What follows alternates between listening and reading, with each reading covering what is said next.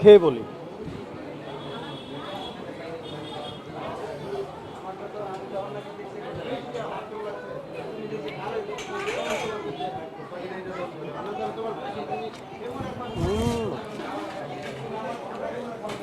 মজা। মির্জা গালিব যদি বাংলাদেশে আসতো, নীলা মার্কেটে আসতো আর হাঁসের মাংস খেত, সাথে রুমালি রুটি খেত, তাহলে প্রেমিকাকে ভুলে যেত। কবিতা লিখত হাঁসের মাংস আর রুমালি রুটি দিয়ে। Damn sure.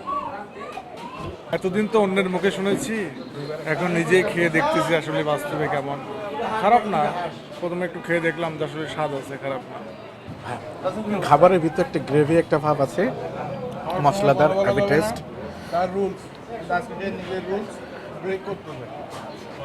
ওকে, তো আমি এখানে একটা অনেস্ট রিভিউ দিতে চাই। মূলত এখানে আসলে খাবারের কী অবস্থা, দামের কী অবস্থা এবং টেস্ট কেমন।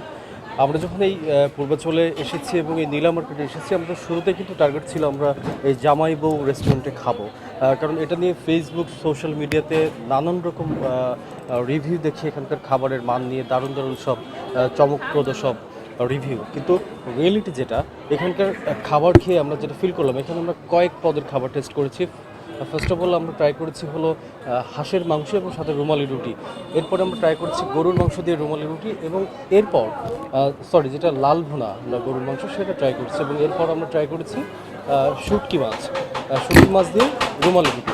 তো এই রুমালি রুটি দিয়ে নানান রকম আইটেমের কিন্তু আমরা রিভিউ দেখে থাকি ফেসবুকে, স্পেশালি যারা ফুড ব্লগার, তারা কিন্তু এটা নিয়ে বারবার দারুণ দারুণ সব ব্লগ করে থাকেন। কিন্তু রিয়েলিটি হলো এখানকার খাবারের যে প্রাইস, একদমই আকাশচুম্বী প্রাইস, যেটা আসলে একদম অস্বাভাবিক। কারণ আমরা যে খাবারটা খেয়েছি সেটার দাম, আমরা 4 জন খেয়েছি মূলত 4 প্লেট হাঁসের মাংস এবং হলো আমরা প্রায় 22টা মতো রুটি খেয়েছি না।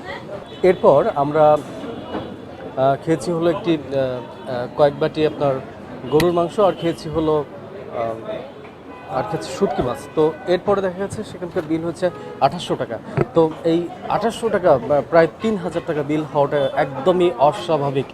পাশাপাশি এখানকার খাবারের যে আপনার হাইজিন যে অবস্থা, বুঝছেন, রাস্তার পাশে একদমই বানাচ্ছে রুটিগুলো, সেই রাস্তার পাশে রুটিতে প্রচণ্ড ধুলা, এখানে প্রচুর গাড়ি যাতায়াত করে, এবং যারা এখানে খেতে আসেন তারা মূলত গাড়ি নিয়েই খেতে আসেন, এবং সেই গাড়িগুলো পার্কিং করে কিন্তু একদম রেস্টুরেন্টের সামনে, যেখানে কিন্তু উন্মুক্ত পরিবেশে এই রুটিগুলো বানানো হয়, এবং এই রুটিতে প্রচুর পরিমাণ ধুলা উড়ে গিয়ে পড়ে, এবং খাবারগুলো যেখানে রাখা হয়েছে আমি আপনাদেরকে দেখানোর চেষ্টা করবো, সেই খাবারগুলোতে কিন্তু একদমই খোলা থাকে।